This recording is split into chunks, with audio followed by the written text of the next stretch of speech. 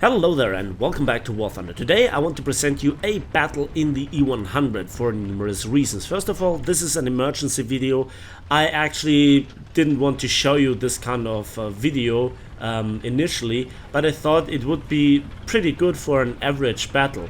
So very often I get criticized as a YouTuber, oh, you also always cherry pick your games. This is one of those non-cherry games, let's put it that way, where you can see how it also can be when you have bad luck or the circumstances are against you. And I also want to bring into that discussion the IS-7 versus the E-100 versus the IS-7 being overpowered or not, and furthermore what happens when a game is already lost. Because in this game I actually activated a 500% RP booster because I was still in the process of researching the Leopard 2A4. Now, I think the E-100, for me personally, or the mouse for you if you don't have the E-100, is a better grinding tank than the MKPZ M47, at least in my opinion. They just play differently, and while the MKPZ M47 is good as a tank, I find it kind of exhausting to play it dozens of games to research a tank. With the mouse and the 100 it is exhausting in a different way, as we'll see in this game.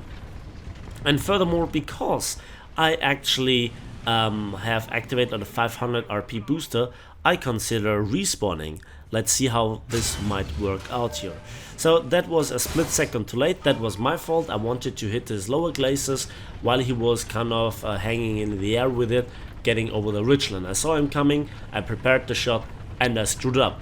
All the more amusing is it that this guy seems to have not noticed me. I mean, how can you overlook an E-100? But one of the problems is that he actually manages to get back into that he gets into the cap and caps it before I could easily kill him here with a nice side shot. So at least I can go into it. Now, what is so special about the 100 and the mouse, in my opinion, compared to a tank like the IS-7? Well, it is the survivability, not really the armor, which is a different term, but the survivability. The crew is spread out, there are internal modules that might absorb a damaging shot here and there, and there are just gaps where there is no ammunition, and you can take out a significant amount of ammunition and still can endure a long battle. And the most obvious advantage here is the secondary armament. Now, I think that I'm one of the rare people on the internet that actually talks about this secondary armament, and this is one of the big differences to games like Armored Warfare and World of Tanks, that you have the option of firing machine guns, secondary cannons, rockets and so forth, and also smoke, all those things. And the 75mm on the 100/mouse is one of the most versatile armaments in this game. Another thing is here the side armor that sometimes makes the most beautiful ricochets. And here we have player number one. It is actually the IS-4. And the IS-4 is a difficult tank to deal with. Now again, we have to talk here about the difference between the Leopard and the mouse. The mouse has all the armor, it has the big gun, the secondary, but it's slow. Whereas the Leopard is kind of the opposite, rapid firing gun with high penetration values, but no armor and also a much better mobility. So overall, the performance difference between those two tanks that share the same battle rating in the German tech tree is actually significant. And usually what you end up with is that the Leopards run forward, they get killed by, I don't know, anything, and then you arrive there, and then you have opposition in the shape of T-54-47s and IS-4s, IS-3s, IS-6s, IS-7s, and you have a lot of difficulties dealing with them. I'm not saying it's impossible, but if somebody face hugs you, how should you be able to hit here the driver's port? How should you penetrate it if the IS-4 angles? what can you do when Stellinium optics absorb your German 128mm and you constantly have to repair? Here, a Leopard as a support tank, that just would get the kill. I would really always tank and would lead forwards, absorb the shells, whereas then the Leopard has time of like 20 seconds to finish off the IS-4 or at least significantly cripple it. And then shots like these happens where I fall victim to my graphics settings, that I have to aim externally and I shoot under the tank. But I'm quite sure that scratched the bottom. At least I tracked him. But, you know, these super heavy tank rumble here, in terms of armored behemoths, comes to an end and player 2 enters the game on the Russian side, which is now T-54-47. And while I try to finish him off, you know, whatever you do, at some point you just fiddle around so long that player number 3 on the Russian side enters an object 120, and now we have the perfect catastrophe that is this Russian team. So I think with the E-100 it's not really a problem dealing with high tier tanks. You just get used to it to be slow. You're always slow. You're one of the slowest tanks in the game, effectively on the battlefield. Not counting here the top speed when it's going downhill like you saw me in the beginning. But it is just when your gun is so unreliable, is just so frustrating to use, then I'd rather would love to shoot at tanks like a Leopard. And this is now where the Russian tanks come in, something like the IS-7. I think the biggest advantage that Russian tanks have is that with their guns, usually, except these days because, you know, screwed up matchmaker, they don't have to fight Russian tanks. And even then, one tank's greatest weakness might be, amongst some things like ATGMs, its own design. And the E-100, well, it depends who gets the first shot off in the unangled turret front. And if both angle, who turns the turret faster, and so forth. And the same goes for an Object 120 or an IS-4. It's a war of attrition or a war of who pulls the trigger first. So when we talk about the IS-7, you know, it became very obvious, very clear that it is not a 7.7 battle rating tank. But where should you put it according to its, you know, performance? Because it is fast and it has armor and it has an autoloader. But whatever it has as main gun, it is still a mouse gun, and that is not very strong at that battle rating. I'm not saying it's weak.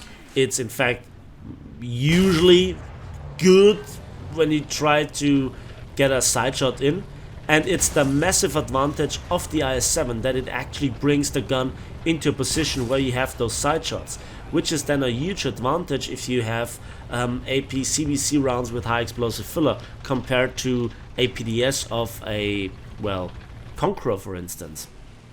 And here, while I penetrated the turret, but the gun breach absorbed everything.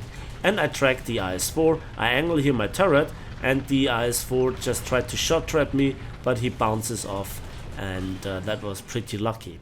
The E-100 is much more vulnerable to trapping shots than the mouse, and let's see if you can trap shot here the IS-4.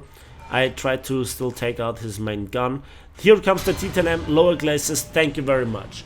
If there is a reasonable chance of penetrating a Russian tank, I try to take it.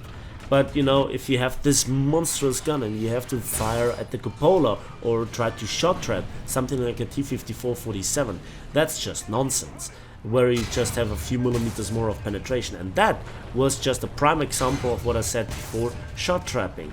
It doesn't work.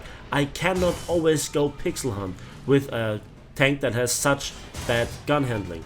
Here I tried to track the T-54, then I tried to wait here for the reload, but of course just seconds before my gun would be reloaded and I could penetrate here his side, I actually, well, now I think it's over. There is an IS-4, there is a T-54-47, and there is an Object 120. It's a buy to penetrate everything tank, a medium tank that has heavy tank armor, and a heavy tank that is just for regular guns unbreachable with its armor. And you don't have the support of a Leopard here.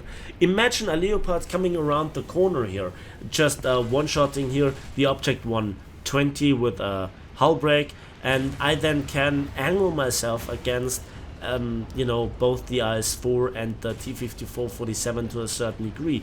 Now at this stage the T-54-47 would be dead, and the IS-4, I can angle against it. I can go into a defensive location, I could ram him, and also the Leopard then could finish him off. But here you could see I have support by Tiger 2 with the 105mm gun, and I try to angle and actually hide here the gunner behind the gun breach. But Russia tells me to fuck off, and he kills the gunner anyway. So now I go into the Leopard. And the Leopard actually is, well, just way better than a T-54-47 at long ranges when it has hard cover and can peek out. Higher rate of fire and fully upgraded. Well, Heat FS is still a very good shell. But the stock grind, especially with the inaccurate guns in the past, it has been upgraded, was just a nightmare to play, especially on city maps, where you just had to put multiple rounds into an enemy tank before it died. Here I had quite a fortunate first shot. I took out here the gunner and the loader on the IS-4, and with this shot actually, yeah, that was a bit of misplay. However, I hit the gun breach and the turret ring, and the IS-4 blows himself up, and I survive it without damage. Great. So now 2 more tanks to go, but we will lose this match. It was inevitable. There are just 3 more players left on my team. There is the Object 120. I have it. Hull break? No. Okay. Thank you very much. Actually, the heat shell bounced off the 30mm of armor without igniting, and then my ticket gets punched.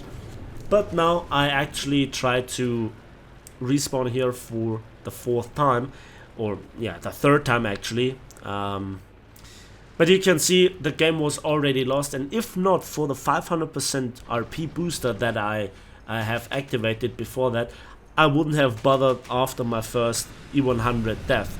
And this is a point of criticism that I have at towards Gaijin, that they designed this game mode in such a way that dying, leaving the game, and then just queuing in for another game brings in so much more RP and silver lines compared to go through a match. And yes, there might be those insane carries that once in a while get featured on some famous YouTube channels, or you just have a very great game and you happen to get a lot of kills. Yeah, but that's the exception, like a 15 kill game in World of Tanks, or one-shotting a Yamato with a Kurfürst in World of Warships. You know, it's possible, but it's rather rare. And the grind goes on for hundreds and thousands of games, especially at high tier, especially with the stock grind. The Object 120, which was actually the one that I was about to hunt down, well, he just disappeared, and I'm left here with 3 deaths and 3 kills and 1 capture zone. Now again, I just want to point out, we lost this match, but I had a 500% RP booster, and I have a premium account with also a talisman on the E-100. So let's see what that actually brought me as a result.